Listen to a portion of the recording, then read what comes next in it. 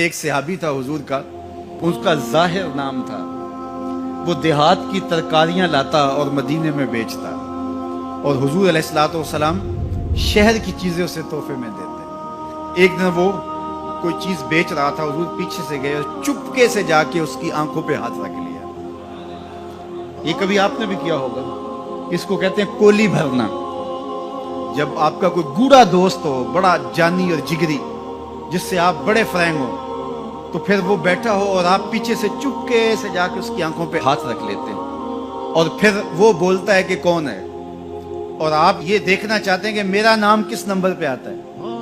بات تو کرتا ہے کہ جناب تجھے یاد رکھتا ہوں، تو آج میں نے ہاتھ رکھے ہیں تو ظاہر اپنے قریبی دوستوں کا نام لے گا، تو میں کس نمبر پہ آتا ہوں۔ تو کسی کی کولی بھرنے کا مطلب یہ ہوتا ہے میں دیکھوں تو صحیح اس کو میرے سے محبت کتنی ہے۔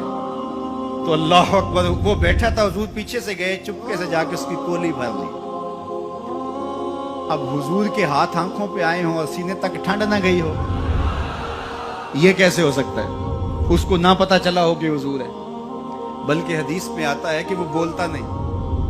حضور آنکھیں دبا رہے ہیں اور وہ بولتا نہیں، بلکہ جب اس کو یقین ہو گیا کہ حضور ہی ہیں، تو اس نے اپنی کمر کو پیچھے حضور کے سینے سے جوڑ کے رگڑنا شروع کر دیا، اور حضور دبا رہے ہیں کہ یعنی وہ بتائے کہ میں کون ہوں، لیکن وہ بولتا ہی نہیں ہے۔ مجھے میاں صاحب یاد آئے، لوگ تو اس کو مجاز کے معنی میں لیتے ہیں، میں یہاں یہ شعر پڑھتا ہوں۔ سفنے دے وچ ماہی ملیا تے گل وچ پا لیاں باواں، سفنے دے وچ ماہی ملیا تے گل وچ پا لیاں باواں، ڈر دی ماری اکھ نہ کھولاں متاں پھر وچھڑ نہ جاواں، ڈر دی ماری اکھ نہ کھولاں متاں پھر وچھڑ نہ جاواں۔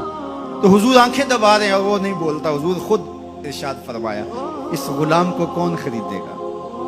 تو اس نے کہا حضور مجھے کس نے خریدنا ہے، میں تو بہت سستا ہوں۔ فرمایا تو بہت مہنگا ہے۔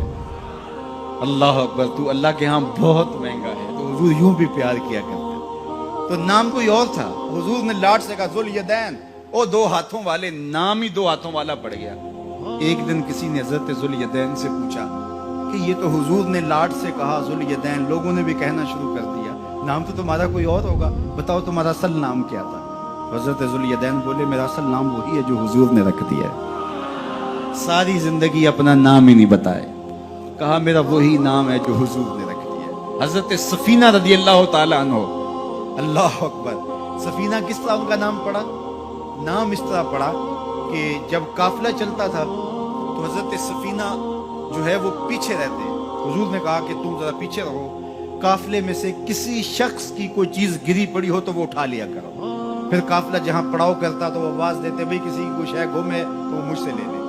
تو کسی کی کوئی چیز گری ہوتی، کسی کا جوتا گرا ہوتا، کسی کی کوئی اور چیز گری ہوتی، کسی کا کوئی برتن گرا ہوتا، تو وہ ایک دن حضور نے دیکھا کہ انہوں نے بہت ساری چیزیں اٹھائی ہوئی ہیں، اور سفینہ عربی میں کشتی کو کہتے ہیں، بڑی کشتی کو۔ تو حضور نے فرمایا تو سفینہ ہے، تو کشتی ہے؟ اللہ اکبر، نام ہی سفینہ پڑ گیا۔ ایک قافلے میں بچھڑ گئے، پیچھے رہتے تھے، بچھڑ گئے، قافلہ نکل گیا۔ اب جنگل ہے اور کوئی رستہ سجھائی نہیں دے رہا۔ خیر کیا دیکھا کہ ایک شیر ہے، انسانی بو سونگ کے حملہ آور ہونے کے لیے آگے بڑھا۔ تو شیر جب قریب آیا نا اور حملہ کرنے لگا، تو حضرت سفینہ نے شیر کو کیا کہا، سن لو ذرا۔ شیر کو مخاطب ہو کے اس کی آنکھوں میں آنکھیں ڈال کے کہا، یا ابل حارث انا مولا رسول اللہ صلی اللہ علیہ وسلم، اے جنگل کے بادشاہ سن، میں رسول اللہ کا غلام ہوں۔ بس آپ کے کہنے کی دیر تھی، اس نے دم ہلانا شروع کر دیا، اور وہ آگے آگے چلتا تھا۔ راوی لکھتا ہے کہ وہ آگے آگے دوڑتا تھا اور آوازیں نکالتا تھا، اور اگر اور کوئی جانور ہوتا تو اس کو بھی کہتا پیچھے ہٹو۔ وہ پروٹوکول گاڑی نہیں ہوتی، وہ پروٹوکول کے طور پہ آگے آگے چل رہا تھا، یہاں تک کہ قافلے تک پہنچا کے پھر واپس آتا ہے۔ جو خدا اور رسول کا ہو جاتا ہے، زمانہ اس کا ہو جاتا ہے۔ تو کہا کہ تم کس کی تلاش میں لگے ہو، آؤ ذرا ان کے ہو کے تو دیکھو۔